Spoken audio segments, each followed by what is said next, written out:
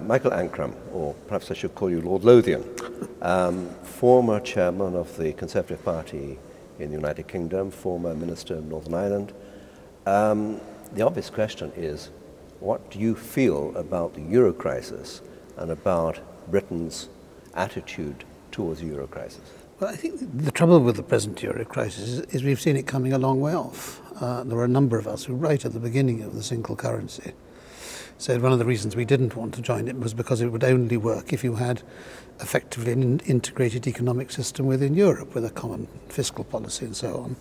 And we were all told we were talking nonsense and scaremongering and everything else. Now that has come to pass. I'm very glad we stayed out of it, and I hope we'll never join it. I think we are beginning to see the reshaping of Europe. I hope it can be done in a way where we will be allowed to contribute in those areas where we can contribute usefully, but we're not going to be forced into areas which don't actually work in the interests of our country. Now, you talk about the reshaping of Europe.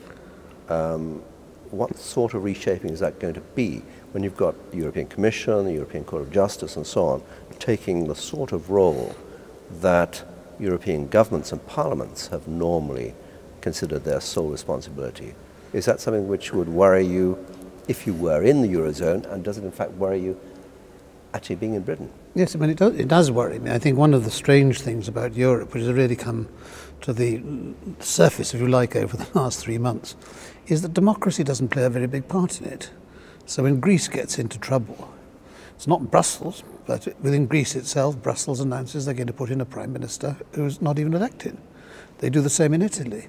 So we're suddenly seeing Europe moving in a direction where the voice of the people is becoming less and less important. I think that has to be reversed. I think it's got to be reversed by looking at the institutions. I think it's also got to be reversed by, and again, I'm one of those who's pressed for it for a long time, by allowing the peoples of the different countries to have a say as to whether they agree in the directions that their leaders are taking them. I regret the fact that David Cameron, so far anyway, has not allowed us to have a referendum on what's happening in Europe at the moment. But what would your ideal relationship be between Britain and the rest of Europe? Well, I've perhaps got a rather eccentric view, which I've developed over the last 10 years. I've always believed that you can have a Europe which, if you like, is an onion, various different layers. Right at its core, you can be completely integrated, whether it's France and Germany, or France and Germany and the Benelux. And then you have the layers on the outside, all part of the onion, but all perhaps slightly less connected to the centre. And I've seen our role on one side of Europe as being a bridge between Europe and the West and the Commonwealth, part of Europe, but also using our links much more strongly with the Commonwealth, and we use them for a long time. I've also seen on the other side of Europe Turkey in the same position, and I've written about this over the last 3 or 4 years. I think that's a Europe we can get to. At the moment, we seem to be faced with the choice of either you come into a totally integrated Europe, in which case the Turks will never come into it, as we know, or you're going to be marginalised. I think that's bad for Europe. We live in a network world now. What is important is how you get on with various different countries. The days of big blocks are gone. You don't have to be big to be heard. But I mean, would you go to the point where Britain should not be part of the European Union? Or are you saying, let's have variable geometry or multi-speed or whatever the jargon I don't use any of that jargon. I think the onion expression is actually a very good one, because the onion isn't multi-speed, it's just as different layers at different levels doing different things, and I think that's what Europe should be. I don't want to get out of Europe, but you know, listening to the news over these last few weeks, there's an awful lot of people in Europe who seem to be pushing it in a direction where there are going to be those people in Britain who say this isn't for us any longer. Let me just, as a final question, ask you to move away from Europe. I mean, I know that you have an interest in global affairs. What do you think the message of the Arab Spring is? I think at the moment it's very mixed. Again, I've spent a lot of time in the Middle East over the last 4 or 5 years, quite a lot before that as well. And I've always been terrified that we don't see what's going on underneath the surface.